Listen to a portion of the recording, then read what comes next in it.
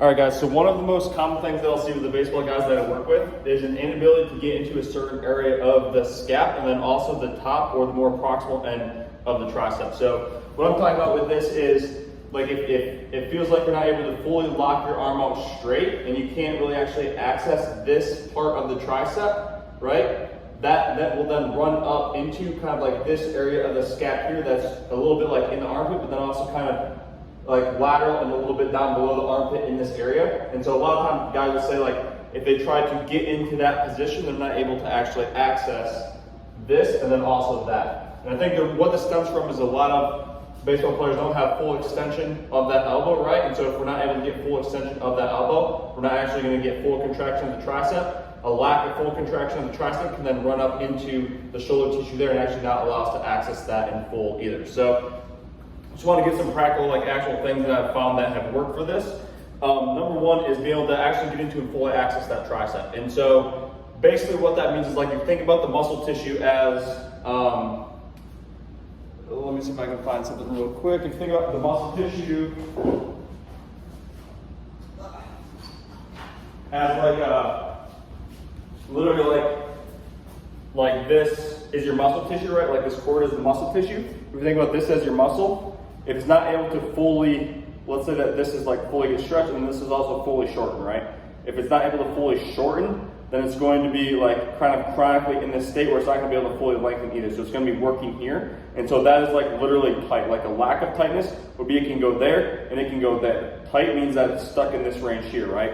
So like if you can't fully extend the elbow and just kind of like here, then it's going to be chronically in that range where you can't actually fully shorten, right? Fully straighten or fully shorten the tricep, and then also fully lengthen or fully get into that flexion. So what we want to do is start with being able to get you into a position where you can fully shorten it. And the thing to understand here at the start is that in order to get this and actually have it change the way that your body operates, the level of input or the level of stress or the level of stimulus that we deal with has to be at a level that is greater than what your actual throwing is, because that's generally what it's created from, or at least from what I found.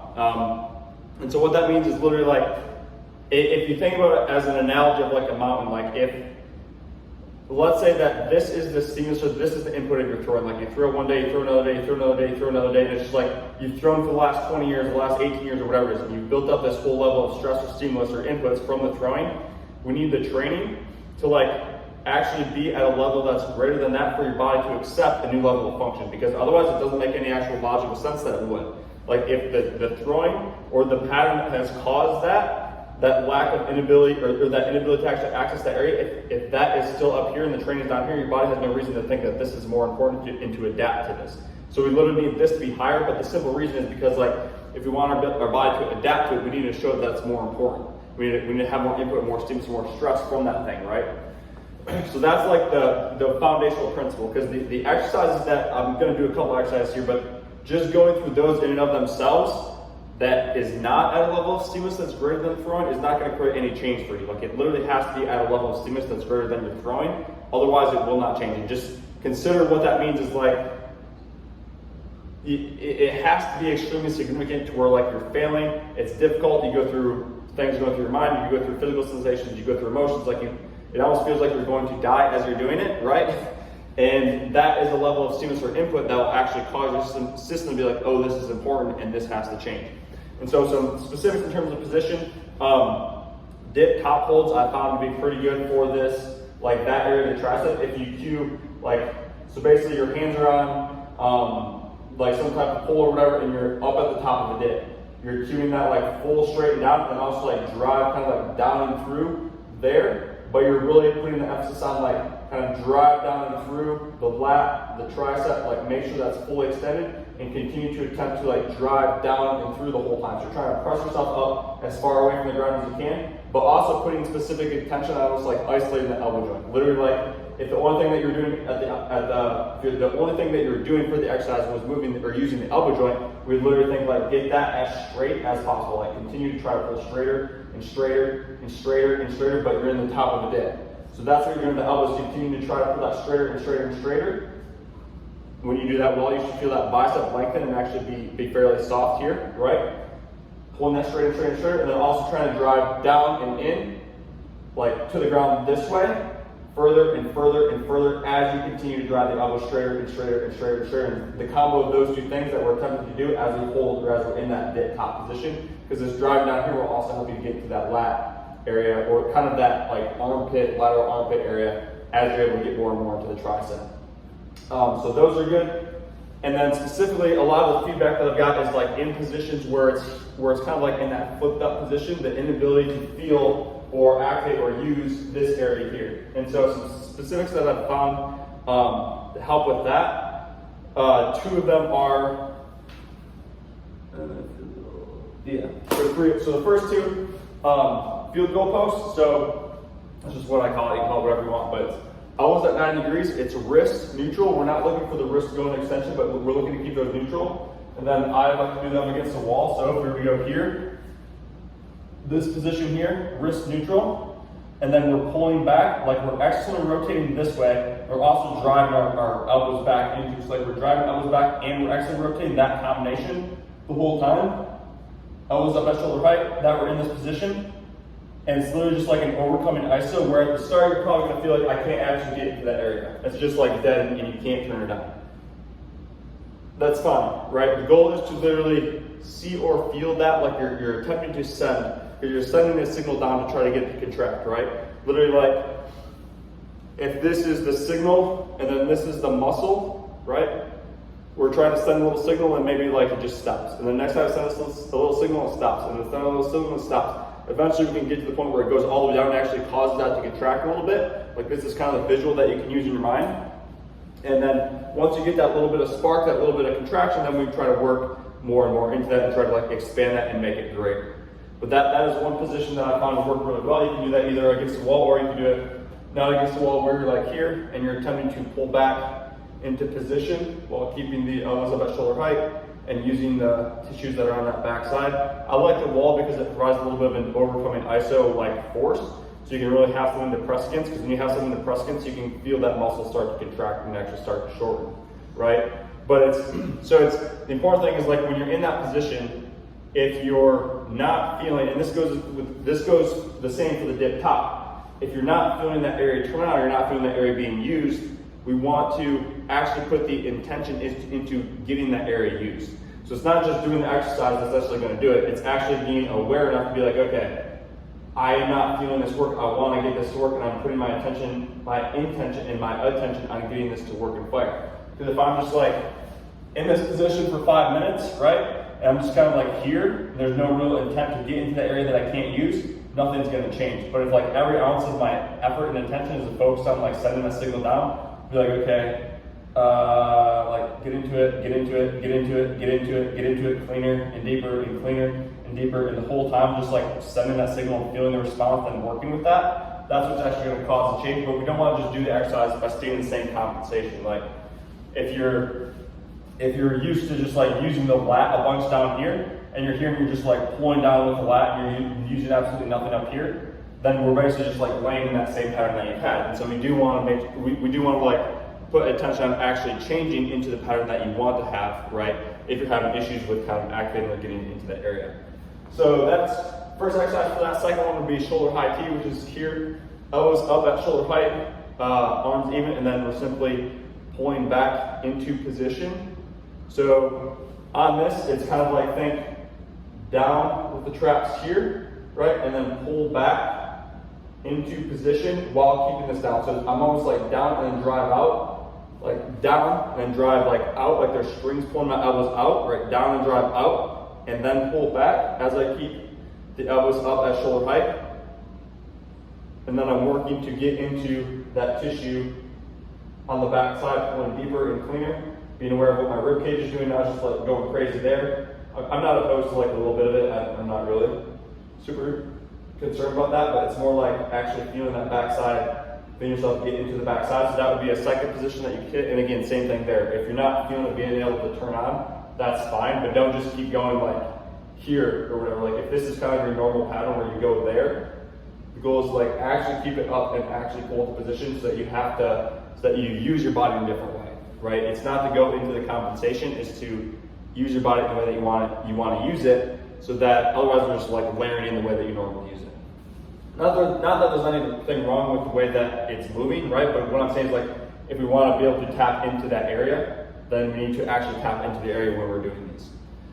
So that's the second one. Third one was slow, lower, deep push-up. And for me, this is the one that it's a little bit more progressed, but it's also one that really makes it stick and really makes it click when you do it well. And so basics of a slow, lower, deep push-up, start at the top, you put yourself into as deep of a position as you can, whole time, and then you explode up at the end, right? So specifically with a slow, lower, deep push-up, I mean, in terms of like cueing that, it's almost like from the top or from the start, we're attempting to like expand the chest to like make it bigger, like there, right? It's not just like a pinch back, but it's more like a full like global expansion of that, and then we're tapping into all those tissues that are like deep on that back side, right? So again, it's not just like a pinch of the big muscles, it's like a full expansion into that position there as you pull down into the range. And same thing goes here of like, if you're feeling like you can't tap into that tissue, instead of just continuing to do it in the way where you're not able to feel that, at least attempt or have the intention to tap into being able to feel that, right? It's like, don't just say, well, screw it, I can't feel it. Still do the exercise, but do it with the intent of actually being able to turn that area on and being able to get into that area. And then goal would be to be able to do that for 35 minutes, press up at the end. I found that the position, your ability to like get in position, same position, sticks pretty well when we hit that. So those are three that work really well there. Let's see. And then last part are two more small parts here that I found it also affects. So if we're not able to tap into here, it's also usually going to affect when you're going kind of like across or up here. Because what happens is, if this area here is like in that chronic position that we talked about at the start where it can't fully lengthen, it can't fully shorten, going across would be when it's fully shortened, right? Going back is when it fully lengthens or fully shortens. Going across is when it fully lengthens, going back is when it fully shortens. So if it's not able to fully shorten when it's going back, then it's also going to restrict what you can do here because it's not going to be able to fully lengthen and kind of like really let that arm go and really let that arm protract and really let that scap kind of like get forward on that rib cage. And so it'll usually affect this position here as well. So another thing that you can do in addition to the positions where you're working deep and attempting to fully shorten it is actually kind of like get more out in front. And so it's a very simple one would be like arm here going across and then attempt to, without moving it, like without rotating or kind of like extending or anything, just here, and then work to actually from this position here, or from this area here, pull with your pec across and actually allow you to feel that lengthening as you pull across, right? You might feel some weakness there, you might feel some tightness there. That's fine. The goal would be to like continue to work to lengthen that and actually pull with the tissues that bring your arm across. And so that would be the second kind of like position to hit that in is, so obviously we're fully shortening here and then we'd be fully lengthening there. And both of those, again, we'd be looking at the stimulus that you do them with has to be greater than throwing for your body to actually think that it matters. And so that is the caveat there with the specific exercises. Last one would be, it also tends to show up overhead. And what I mean by like overhead is, again, that area will feel like it's dead. Like maybe on this side you feel like you can really, or the other side you feel like you can really kind of like get up and under and like support weight overhead in this area here by putting load into that. If you're not able to really access this, sometimes it just gets stuck. It doesn't feel like you can really like get into it and get weight there. So same thing would go here. We could do overhead barbell holds. We could do handstands at the top, like holds with the feet up against the wall. We could do like overhead bar pull parts. Just in the position that's overhead, similar thing. We don't want to just like continue to move it in the way that it's moving. If you feel like you can't access the area, you may need to regress it a little bit if you really want to work on it. And just be like, okay, let's say I have a bar overhead. I'm going to get in that position and then I'm going to pull down this way. As I'm pulling down this way, I'm attempting to actually shorten the tissue that's there. So I'm literally going to I could be like, I'm going to use nothing else except that tissue. Obviously I don't have a bar right now, but if I did have a bar, like pulling out this way, I'm just like tapping into the tissue, tapping into the tissue, tapping into the tissue, feeling, and attempting to tap into that more and more and more. Recognizing if there's anything else that turns on, like maybe wrists start to extend, or maybe I just like go down to the lat and go there, right? So just noticing anything that's off from pulling with that area that I actually want to pull with, and just being extremely aware or disciplined in pulling with that specific area. So this type of work wouldn't have to be all the time. It's interesting because it's the dichotomy of like it matters, but then it also doesn't. Because there's plenty of dudes that are fully healthy, throw hard, or even if you're not a baseball player, that like the body's functioning well, they can go do whatever they want, but they're not necessarily, they don't have full access to the area. So it's like when you're training, train it hard and do like attack it in full. Then when you're done with it, if it's not causing any more issues other than you have a hard time tapping into it, like don't worry about it. Right, when you're throwing or when you're going to do whatever your sport is or your performance is, like don't worry about it. Just hit it in your train with everything you have. Once that's done, do on to the next thing.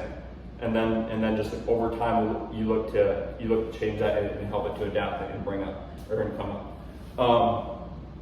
Let's see, I think that's pretty much everything I had. Yeah. So it's that combination of the tricep work, really being able to tap into the top of that tricep, as well as like those couple positions there. And those aren't all positions. And obviously, like we still want to train shoulder, external, internal, all different ranges and stuff that we could. But those are some basics that I'll use and found to work well for that specific issue.